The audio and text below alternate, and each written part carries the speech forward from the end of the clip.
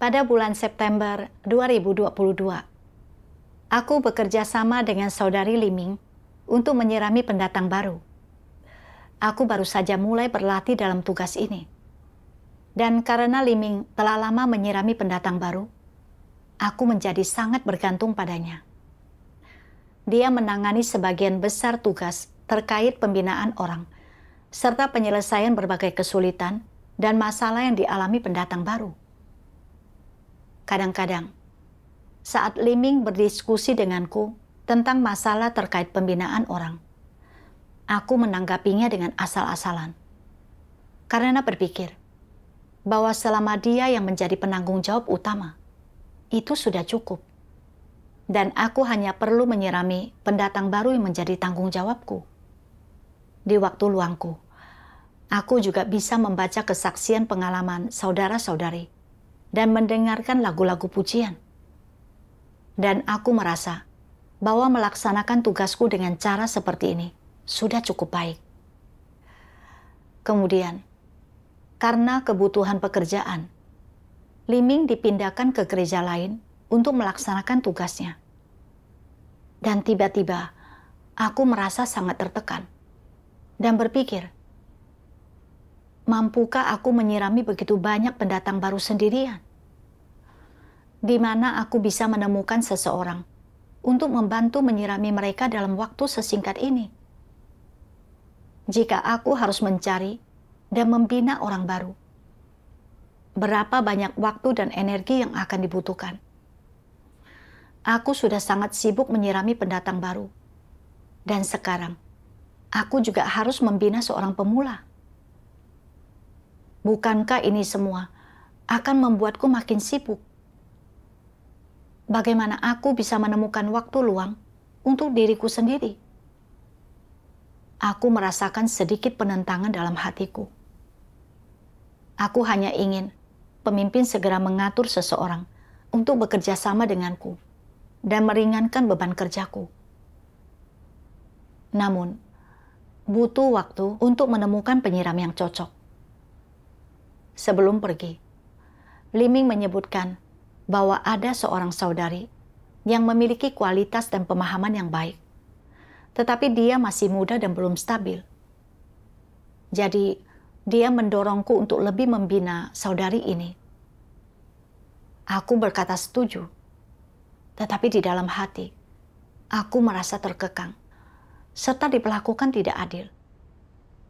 Dan berpikir, membina saudari ini bukanlah tugas yang mudah. Berapa banyak upaya yang diperlukan untuk semua ini? Selama beberapa hari berikutnya, aku menjadi sangat pasif dalam tugasku. Dan ketika pendatang baru mengalami masalah atau kesulitan, aku merasa tidak termotivasi untuk memecahkannya. Aku hanya bersikap asal-asalan dalam menghadiri pertemuan dengan pendatang baru. Dan ini tidak membuahkan hasil apapun. Suatu hari, saat sedang mengendarai sepeda listrikku, di tengah perjalanan, sepeda itu tiba-tiba rusak. Jadi aku terpaksa mendorongnya. Dan butuh lebih dari 1 jam untuk aku sampai ke rumah. Aku begitu kelelahan sampai tidak dapat bergerak. Dan aku merasa seluruh energiku benar-benar terkuras. Aku tahu bahwa aku menghadapi situasi ini bukan karena kebetulan. Jadi aku merenungkan diriku sendiri dan berdoa kepada Tuhan. Tuhan, sejak aku tahu bahwa Liming akan dipindahkan, aku ada perasaan menentang dan sering mengeluh dalam hati. Aku menyadari bahwa keadaanku itu salah. Dan aku bersedia merenungkan diriku sendiri, serta bertobat di hadapan-Mu. Tolong bimbinglah aku, agar bisa memahami maksud-Mu. Setelah berdoa, aku teringat akan satu kalimat dari firman Tuhan. Makin engkau terbeban untuk melaksanakan amanat Tuhan, makin mudah bagimu untuk disempurnakan olehnya. Aku segera mencari bagian firman Tuhan itu.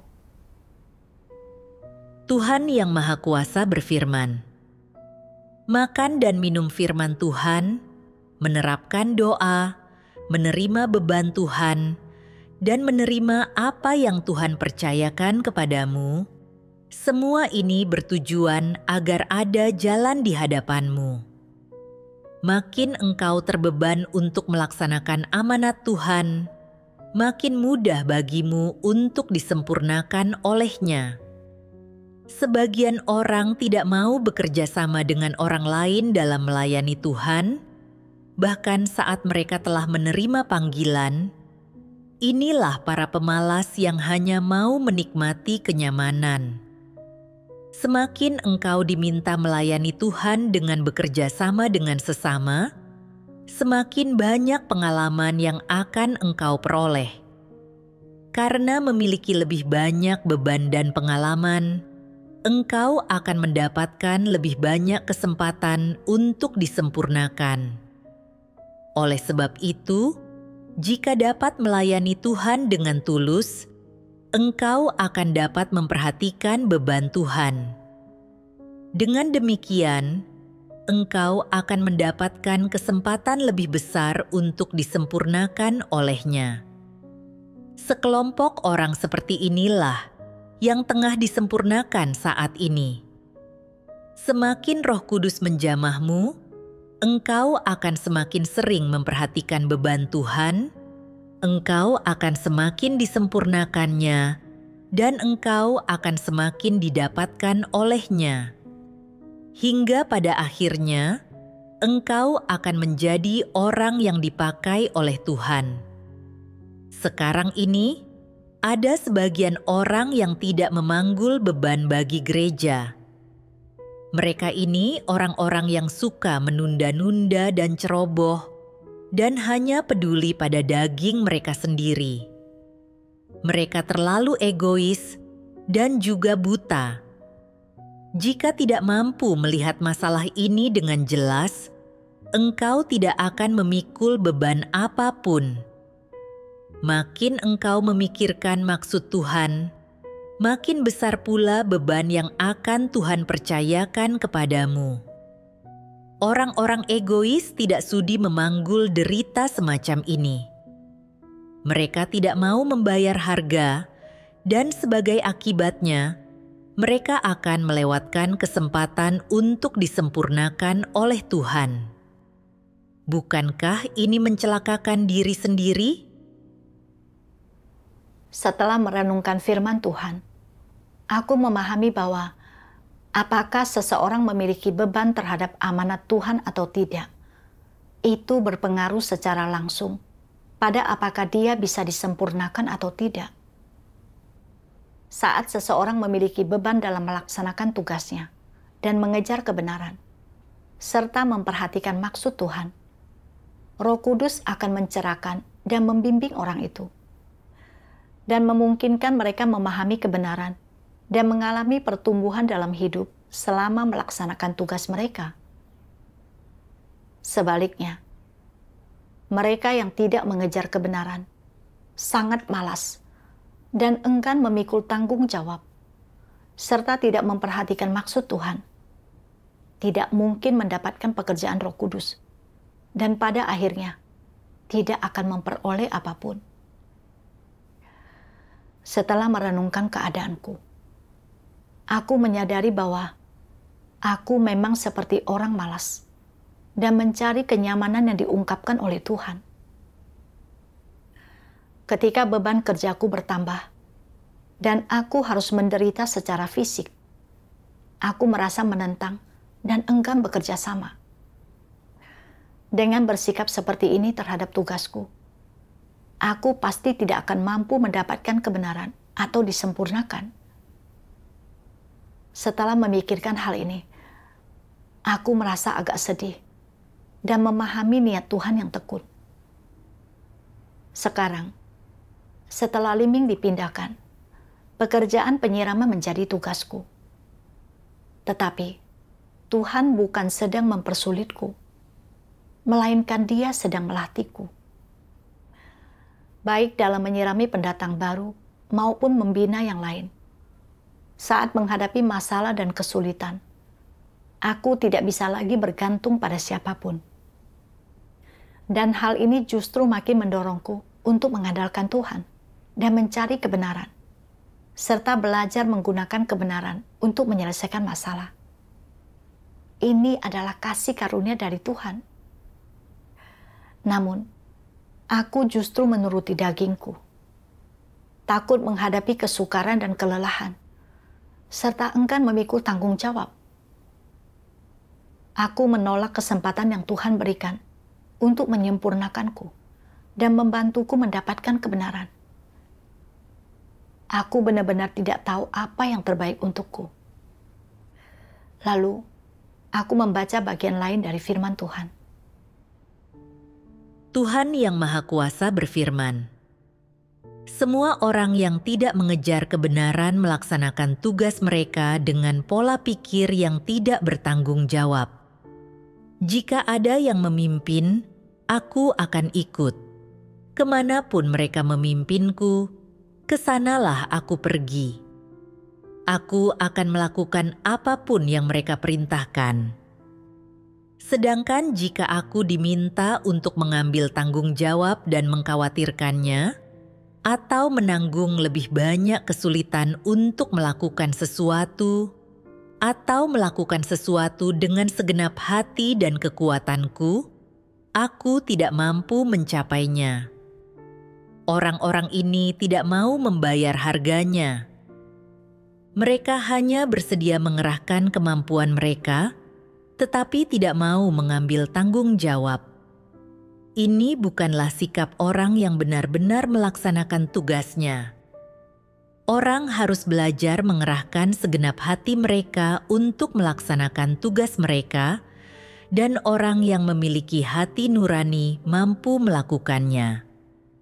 Jika orang tak pernah mengerahkan segenap hati mereka untuk melaksanakan tugas mereka, itu artinya mereka tidak memiliki hati nurani, dan orang yang tidak berhati nurani tidak mampu memperoleh kebenaran. Mengerahkan segenap hati untuk melaksanakan tugasmu dan mampu mengambil tanggung jawab mengharuskanmu untuk menderita dan membayar harga. Tidaklah cukup untuk hanya membicarakan tentang hal-hal ini. Jika engkau tidak mengerahkan segenap hatimu untuk tugasmu, sebaliknya, selalu ingin bekerja keras, maka tugasmu tentu tidak akan terlaksana dengan baik. Engkau hanya akan melakukan formalitas, dan tidak lebih dari itu, dan engkau tidak akan tahu apakah engkau telah melaksanakan tugasmu dengan baik atau tidak. Jika engkau mengerahkan segenap hatimu untuk melaksanakan tugasmu, engkau akan secara berangsur memahami kebenaran. Jika tidak, engkau tidak akan memahami kebenaran.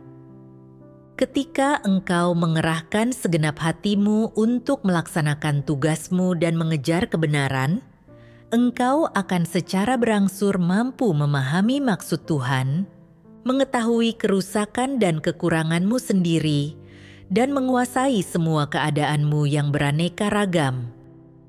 Jika engkau hanya berfokus mengerahkan upayamu, tetapi engkau tidak mengerahkan segenap hatimu untuk merenungkan dirimu sendiri, engkau tidak akan mampu mengenali keadaan batinmu yang sebenarnya, serta berbagai reaksi dan perwujudan kerusakan yang kau perlihatkan di berbagai lingkungan. Jika engkau tidak tahu apa akibatnya jika masalah tidak diselesaikan, engkau akan berada dalam banyak masalah. Jika yang sering kau renungkan dalam hatimu bukanlah hal-hal yang berkaitan dengan tugasmu atau hal-hal yang berkaitan dengan kebenaran, dan engkau malah terjerat dalam hal-hal lahiriah, merenungkan hal-hal yang berkaitan dengan daging, maka akan mampukah engkau memahami kebenaran? Akan mampukah engkau melaksanakan tugasmu dengan baik dan hidup di hadapan Tuhan? Tentu saja tidak. Orang semacam ini tidak dapat diselamatkan. Aku melihat Tuhan mengungkapkan bahwa orang yang enggan membayar harga dalam tugasnya, yang selalu mencari kenyamanan dan kemudahan dalam daging, serta yang benar-benar tidak bertanggung jawab dalam pekerjaannya, tidak akan bisa mendapatkan kebenaran dan tidak akan diperkenan oleh Tuhan. Jika direnungkan kembali, ketika pertama kali mulai menyirami pendatang baru, aku sangat bergantung pada saudari yang bekerja sama denganku. Dengan berpikir bahwa karena dia lebih berpengalaman dalam menyirami pendatang baru, biar dia saja yang bersekutu untuk menyelesaikan kesulitan mereka. Aku sama sekali tidak peduli atau berusaha mencari tahu hal-hal ini. Seolah-olah aku hanyalah orang luar. Saat melaksanakan tugasku, aku hanya ingin menghindari kesulitan dan kelelahan. Dan aku sering mencuri waktu untuk melakukan hal-hal yang kusukai. Meskipun begitu, aku tidak pernah merasa bahwa aku tidak memiliki beban dalam tugasku.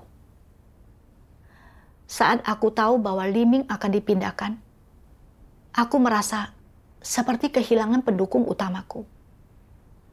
Dan saat aku memikirkan semua pekerjaan yang kini harus kutanggung sendirian, aku merasa kewalahan. Aku mulai memikirkan kenyamananku sendiri. Selalu ingin memilih tugas yang lebih mudah. Dan ketika segala sesuatunya tidak berjalan sesuai keinginanku, aku menjadi negatif dan pasif. Tidak membina mereka yang perlu dibina, dan hanya bersikap asal-asalan dalam menyirami pendatang baru. Dahulu, aku sering berkata bahwa aku ingin memuaskan Tuhan dan memperhatikan maksudnya. Tetapi saat aku benar-benar harus menderita dan membayar harga, aku malah mundur dan bahkan tidak mau berusaha. Bagaimana mungkin aku bisa disebut memiliki hati yang memperhatikan maksud Tuhan? Setelah memikirkan hal ini, aku merasa sangat bersalah. Setelah itu, aku berinisiatif untuk mencari tahu kesulitan dan masalah yang dihadapi pendatang baru, lalu bersekutu untuk membantu mereka. Aku juga meluangkan waktu untuk membina lebih banyak orang. Meskipun harus memikirkan lebih banyak hal dan mengalami lebih banyak penderitaan, aku justru merasakan kedamaian dan ketenangan di dalam hati.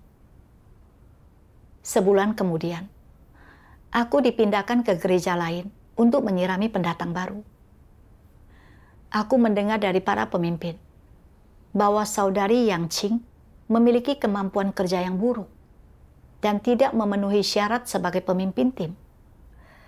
Dan mereka ingin agar aku mengambil alih tugas itu. Aku merasa sangat tertekan dan berpikir, menjadi pemimpin tim bukan hanya tentang menyirami pendatang baru, melainkan juga harus merangkum penyimpangan dalam pekerjaan, serta bersekutu untuk menyelesaikan masalah para penyiram. Bisakah aku benar-benar menangani semua pekerjaan ini? Sepertinya ada banyak hal yang harus kupikirkan. Aku pun cepat-cepat berusaha menolak tugas itu dan berkata, Yang Ching sudah bertahun-tahun melakukan pekerjaan penyiraman dan telah memahami beberapa prinsip. Mengapa tidak membiarkan dia melanjutkan sebagai pemimpin tim untuk saat ini? Aku bisa mendukungnya. Dan kalau nantinya memang tidak berjalan dengan baik, kita bisa mengalihkan tugasnya.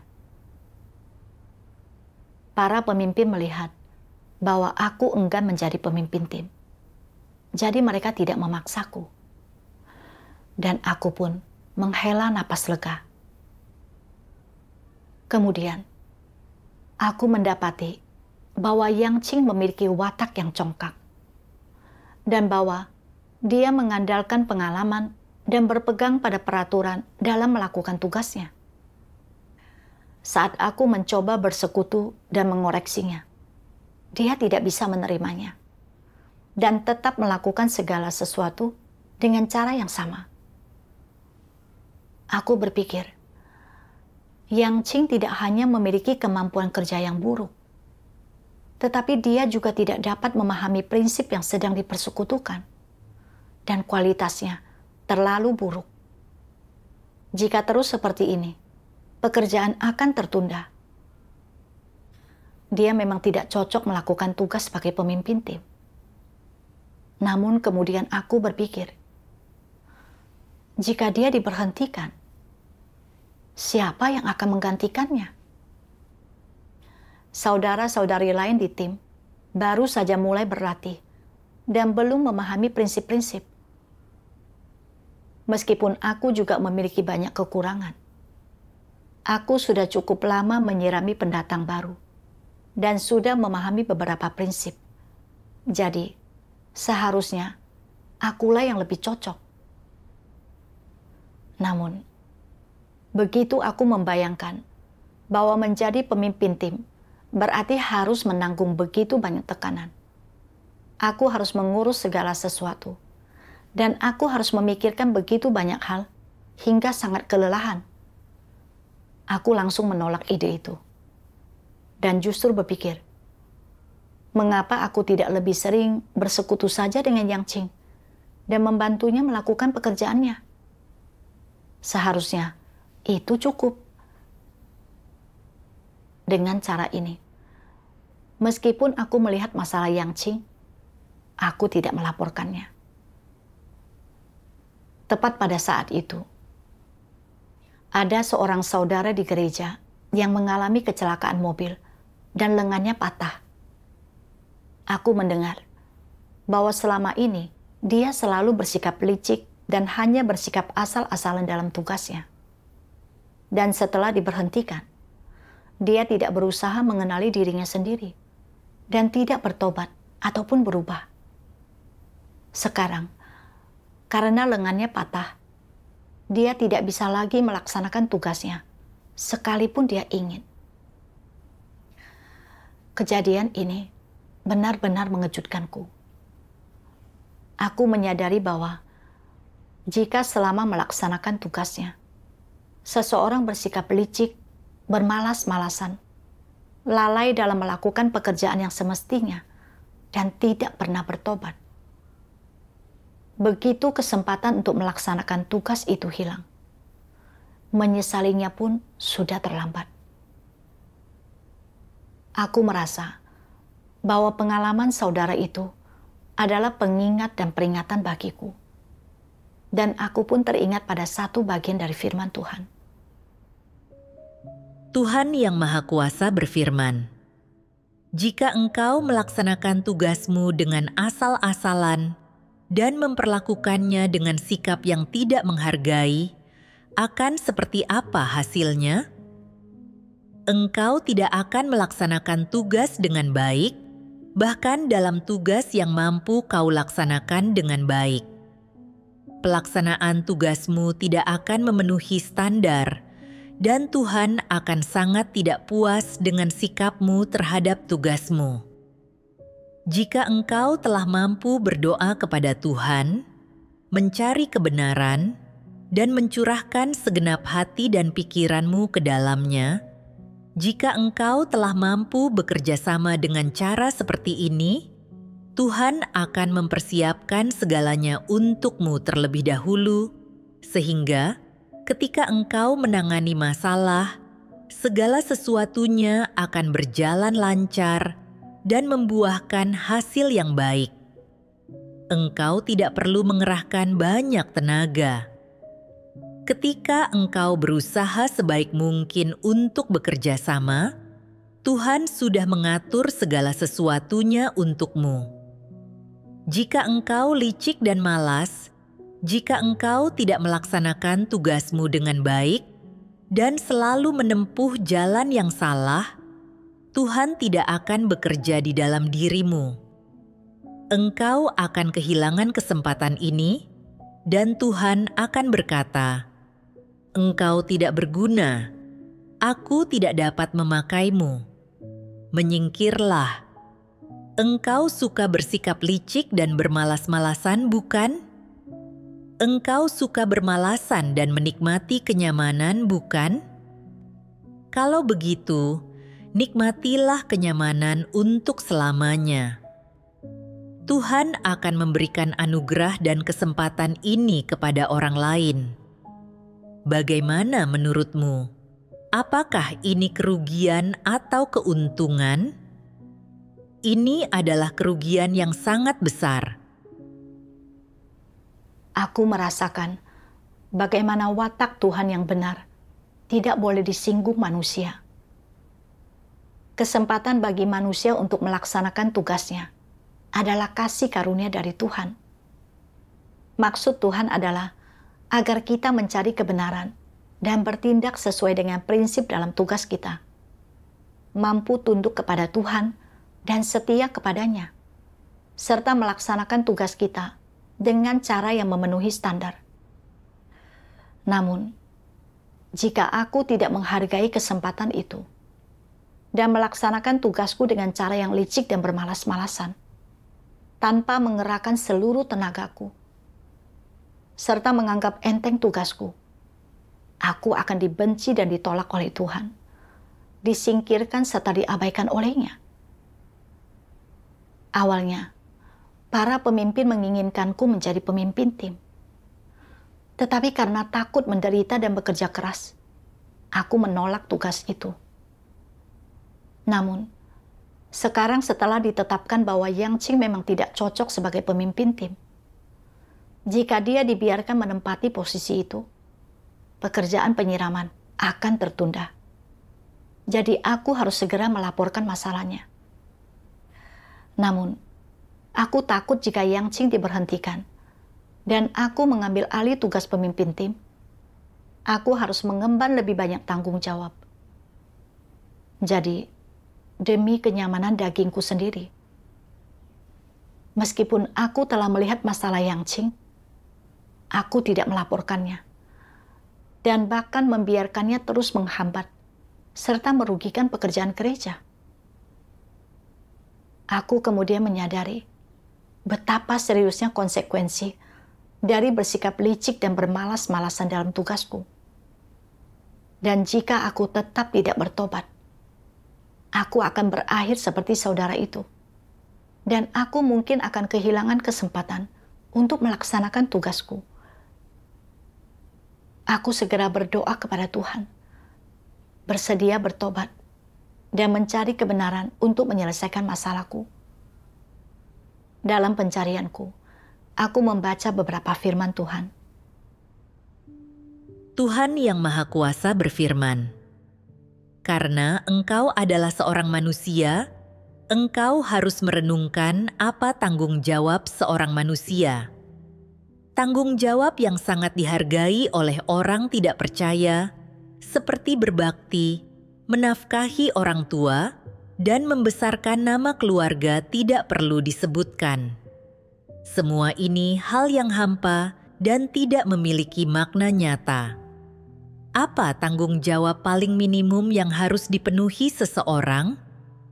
Hal yang paling realistis adalah bagaimana engkau melaksanakan tugasmu dengan baik sekarang.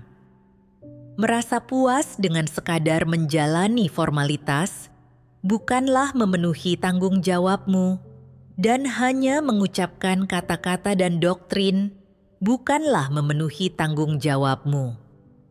Engkau memenuhi tanggung jawabmu hanya ketika engkau menerapkan kebenaran dan melakukan segala sesuatu berdasarkan prinsip. Hanya ketika penerapan kebenaranmu itu efektif dan bermanfaat bagi orang-orang, barulah engkau telah benar-benar memenuhi tanggung jawabmu. Tugas apapun yang sedang engkau laksanakan, hanya jika engkau bertekun dalam bertindak sesuai dengan prinsip-prinsip kebenaran dalam segala hal, barulah engkau telah benar-benar memenuhi tanggung jawabmu. Melakukan sesuatu sekadar formalitas menurut cara manusia berarti bersikap asal-asalan.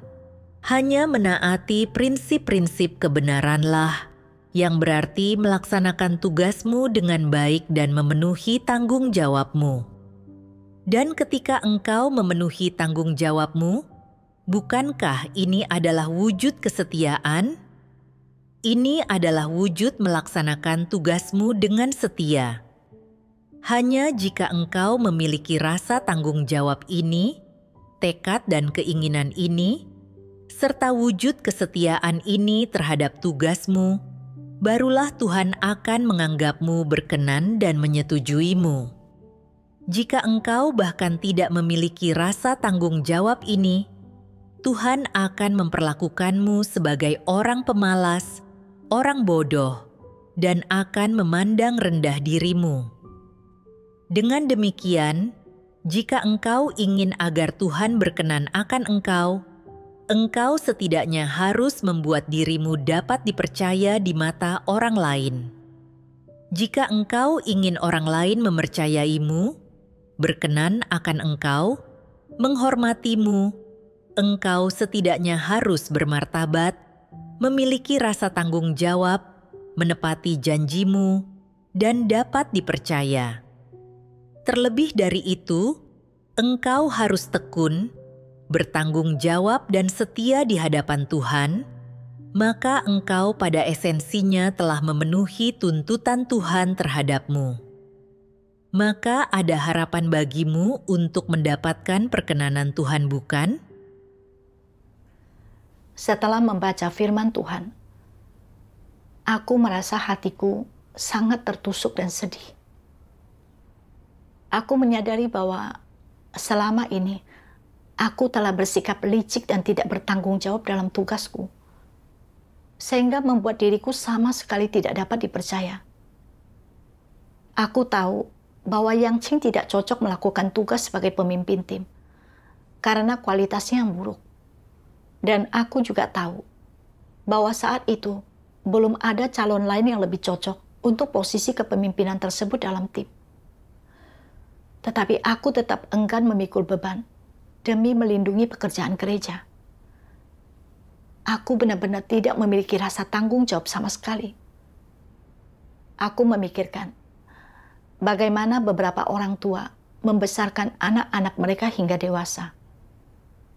Tetapi setelah anak-anak itu tumbuh besar, mereka hanya memikirkan kenikmatan dan kesenangannya sendiri, dan mengabaikan orang tua mereka yang sakit atau membutuhkan perawatan di usia tua. Orang seperti itu tidak memiliki hati nurani dan kemanusiaan. Aku telah menikmati begitu banyak penyiraman dan penyediaan Tuhan melalui firman-Nya. Tetapi ketika pekerjaan penyiraman membutuhkan kerja sama orang-orang, aku justru bersikap egois dan hina. Hanya peduli pada kenyamanan dagingku, tanpa memikirkan pekerjaan gereja sama sekali. Aku benar-benar tidak memiliki kemanusiaan. Aku mulai membenci diriku sendiri dan merasa malu atas tindakanku. Tetapi lebih dari itu, aku merasa menyesal dan bersalah. Dan aku tidak ingin lagi hidup dengan cara yang egois dan hina. Setelah itu, aku bertanya-tanya, mengapa setiap kali bersangkutan dengan tugas yang membutuhkan penderitaan daging, aku merasa menentang dan enggan untuk bekerja sama? Apa sumber dari masalah ini? Suatu hari, aku menemukan satu bagian dari firman Tuhan. Tuhan Yang Maha Kuasa berfirman, sebelum manusia mengalami pekerjaan Tuhan dan memahami kebenaran, natur iblislah yang mengendalikan dan menguasai mereka dari dalam. Secara spesifik, apa yang terkandung dalam natur tersebut? Misalnya, mengapa engkau egois? Mengapa engkau mempertahankan posisimu? Mengapa engkau memiliki perasaan yang begitu kuat? Mengapa engkau menikmati hal-hal yang tidak benar? Mengapa engkau menyukai kejahatan? Apakah dasar kesukaanmu akan hal-hal seperti itu? Dari manakah asal hal-hal ini? Mengapa engkau begitu senang menerimanya? Saat ini, engkau semua telah memahami bahwa alasan utama di balik semua hal ini adalah karena racun iblis ada di dalam diri manusia. Jadi, apakah racun iblis itu? Bagaimana racun iblis dapat diungkapkan? Misalnya, jika engkau bertanya, bagaimana seharusnya orang hidup? Untuk apa seharusnya orang hidup? Orang akan menjawab, jika orang tidak memikirkan dirinya sendiri, langit dan bumi akan menghukumnya. Satu frasa ini mengungkapkan sumber penyebab masalahnya. Falsafah dan logika iblis telah menjadi hidup orang. Apapun yang orang kejar, mereka melakukannya demi diri mereka sendiri. Oleh karena itu, mereka hidup hanya demi diri mereka sendiri. Jika orang tidak memikirkan dirinya sendiri, langit dan bumi akan menghukumnya. Ini adalah falsafah hidup manusia, dan ini juga mewakili natur manusia. Perkataan ini telah menjadi natur manusia yang rusak, dan perkataan ini adalah gambaran sebenarnya dari natur iblis manusia yang rusak. Natur iblis ini telah menjadi dasar bagi keberadaan manusia yang rusak. Selama ribuan tahun, umat manusia yang rusak telah hidup berdasarkan racun iblis ini hingga hari ini. Setelah merenungkan firman Tuhan, aku memahami bahwa iblis menggunakan pendidikan sekolah, pengaruh sosial, serta pemikiran dan pernyataan tokoh-tokoh terkenal dan hebat untuk meracuni orang-orang dan menanamkan berbagai racun dan falsafah iblis dalam diri orang-orang. Seperti, jika orang tidak memikirkan dirinya sendiri, langit dan bumi akan menghukumnya. Dan hidup ini singkat, jadi nikmatilah selagi bisa. Orang-orang hidup berdasarkan ajaran-ajaran ini, menjadikan kenikmatan daging sebagai tujuan dan arah pengejaran mereka. Lalu, mereka mulai mengejar makanan, pakaian, kenikmatan daging, serta tren-tren jahat. Sehingga mengakibatkan kehidupan yang makin merosot, tanpa hati nurani dan nalar dari kemanusiaan yang normal. Aku menyadari bahwa aku persis seperti ini, terutama dalam hal menikmati kenyamanan fisik. Sebelum mengenal Tuhan, aku mencari kenyamanan dalam bekerja, serta menghindari penderitaan dan kelelahan. Bagiku, berpenghasilan besar atau kecil tidak terlalu penting, asalkan cukup untuk makan dan minum.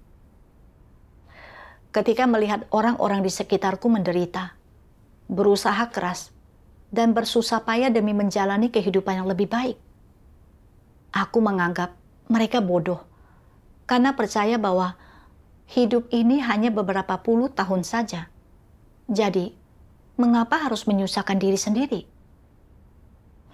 Sekarang, meskipun aku melaksanakan tugasku di rumah Tuhan, aku masih menganut pandangan duniawi, selalu mendambakan kenyamanan fisik, dan tidak mau menderita atau bersusah payah. Kadang-kadang, setelah beberapa hari sibuk melaksanakan tugas dan merasa tegang secara mental, aku selalu ingin mencari kesempatan untuk merilekskan tubuhku dan berusaha agar tidak terlalu lelah. Saat tiba waktunya untuk memikul beban, menderita dan membayar harga, aku selalu ingin mundur atau melimpahkan tugas itu kepada orang lain.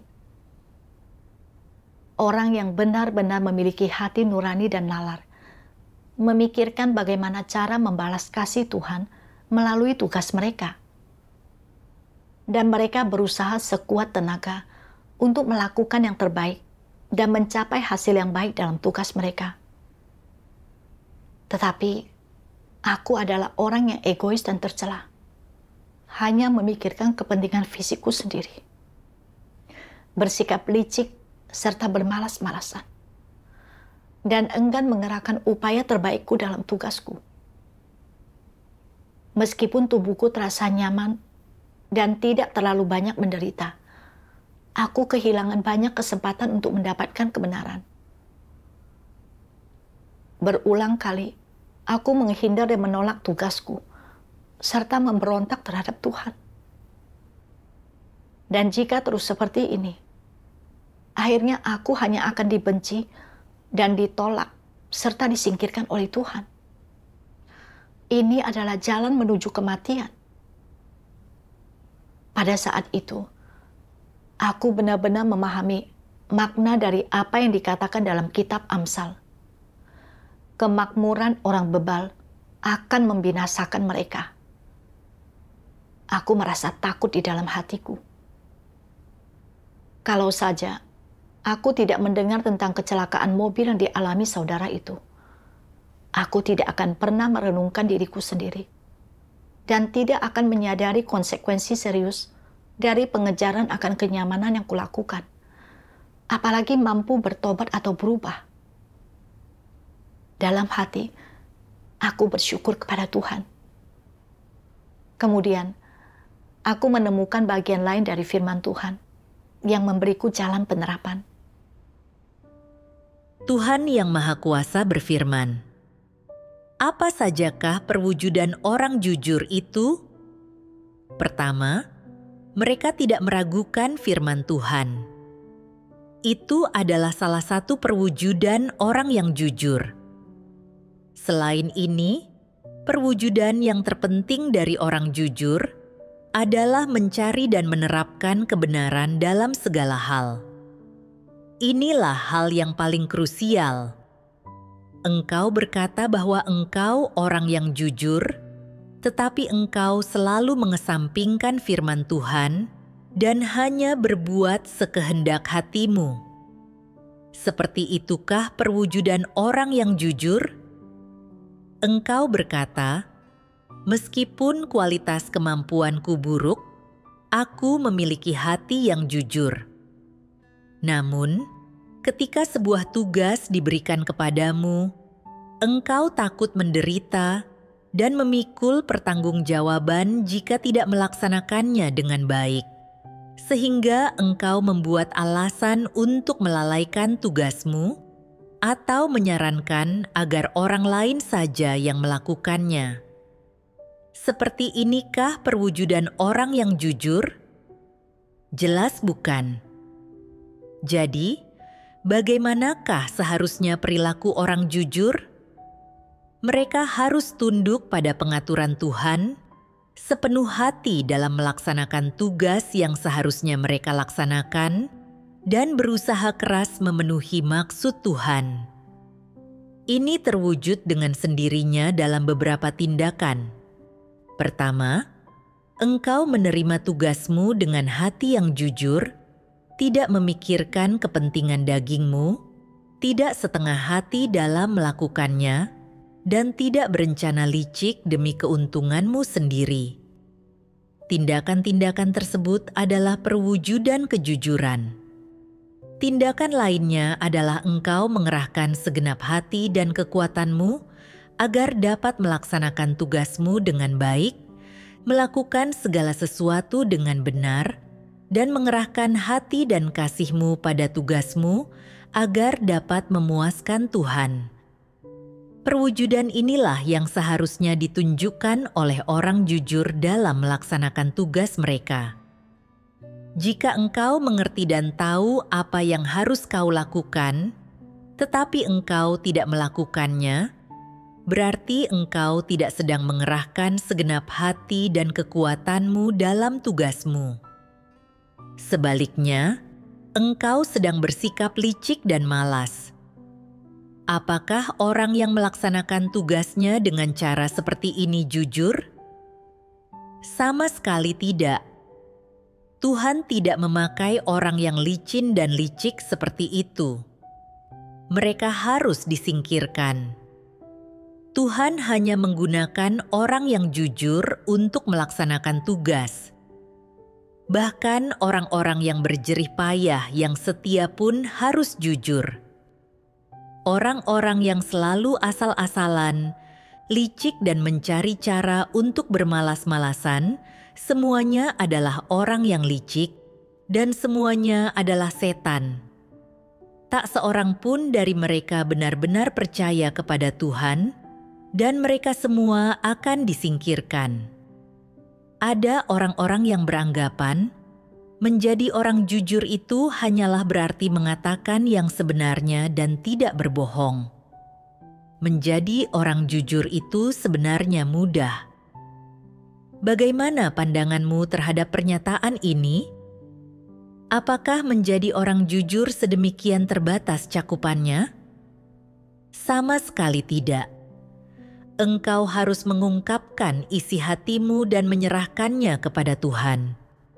Inilah sikap yang harus dimiliki orang jujur. Itulah sebabnya hati yang jujur itu sangat berharga. Apa maksudnya ini? Karena hati yang jujur mampu mengendalikan perilakumu dan mengubah keadaanmu. Hati yang jujur mampu menuntunmu untuk membuat pilihan yang benar, untuk tunduk kepada Tuhan dan memperoleh perkenanannya. Hati yang seperti ini sangat berharga. Jika engkau memiliki hati yang jujur seperti ini, maka engkau harus hidup seperti itu. Dengan cara itulah engkau harus berperilaku, dan dengan cara itulah engkau harus mendedikasikan dirimu.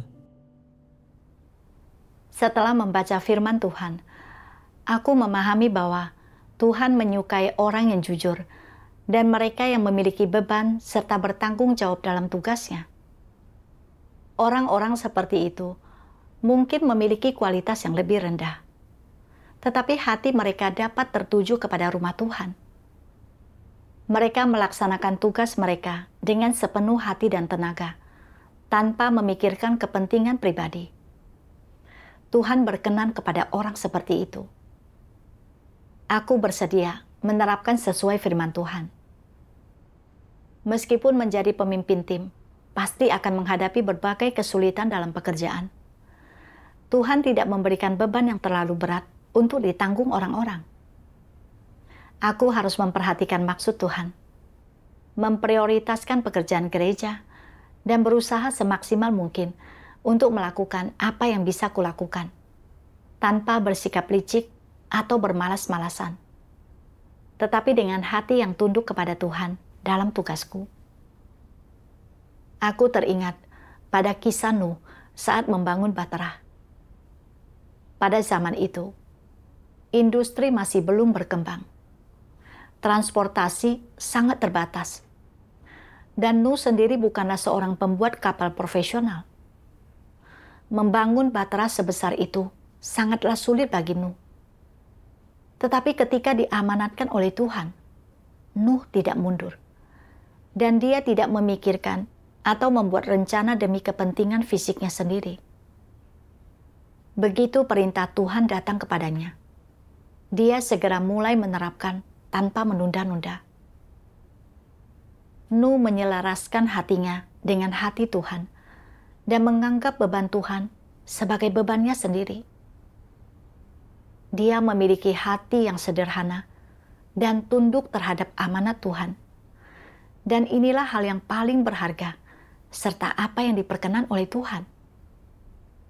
Para pemimpin memintaku menjadi pemimpin tim untuk mendorong saudara-saudari agar melakukan pekerjaan penyiraman dengan baik. Dan ini hanya mengharuskan aku untuk menanggung sedikit lebih banyak penderitaan, serta membayar harga sedikit lebih mahal. Tetapi, aku tidak memiliki sikap yang taat. Sikapku terhadap tugasku sangat jauh dari sikap Nuh. Saat membandingkan diriku dengan kesederhanaan, kejujuran, dan ketundukan Nuh, aku merasa sangat malu dan bersalah. Sekarang, karena pekerjaan penyiraman telah terhambat, aku seharusnya memperhatikan maksud Tuhan, mengambil inisiatif untuk memikulnya, dan berusaha semaksimal mungkin untuk melakukan apa yang seharusnya dan bisa kulakukan, tanpa meninggalkan penyesalan apapun.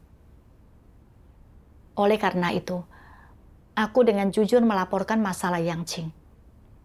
Akibatnya, para pemimpin memberhentikannya, dan aku menjadi pemimpin tim. Awalnya, saat aku mulai berlatih sebagai pemimpin tim, aku memiliki kekurangan dalam banyak hal, serta harus menyelesaikan banyak masalah. Dan aku sering bekerja lembur. Seiring waktu, aku mulai memiliki sedikit emosi negatif. Merasa bahwa setelah menjadi pemimpin tim, ada terlalu banyak hal yang harus kupikirkan. Dan tugas awalku jauh lebih mudah. Ketika aku berpikir seperti itu, aku menyadari bahwa aku mulai memedulikan dagingku lagi. Jadi aku berdoa kepada Tuhan di dalam hati, bersedia untuk memberontak terhadap dagingku. Aku membaca suatu bagian dari firman Tuhan. Tuhan Yang Maha Kuasa berfirman, "Sekarang ini, aku mengasihi siapapun yang mampu mengikuti kehendakku, siapapun yang mampu menunjukkan pertimbangan terhadap bebanku, dan siapapun yang mampu mempersembahkan segalanya bagiku dengan hati yang sungguh-sungguh dan tulus. Aku akan terus-menerus mencerahkan mereka dan tidak membiarkan mereka menjauh dariku. Aku sering berkata, siapapun di antaramu yang dengan tulus mengorbankan diri untukku, aku pasti akan sangat memberkati engkau semua." Apa yang dimaksud dengan memberkati? Apakah engkau tahu?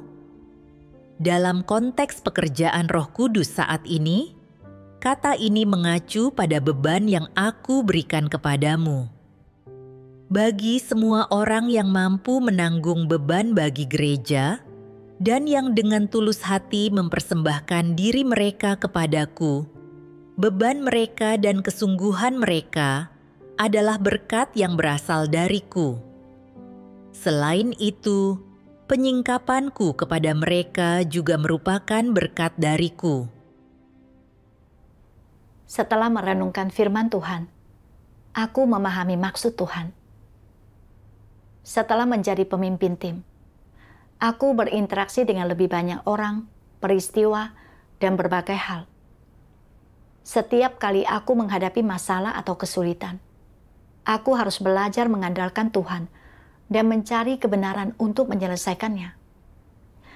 Ini lebih bermanfaat bagi pertumbuhan hidupku, dan ini adalah kasih karunia dari Tuhan. Setelah memikirkan hal ini, aku merasa bersemangat dan bertekad. Setelahnya, aku lebih aktif dalam menindaklanjuti pekerjaan.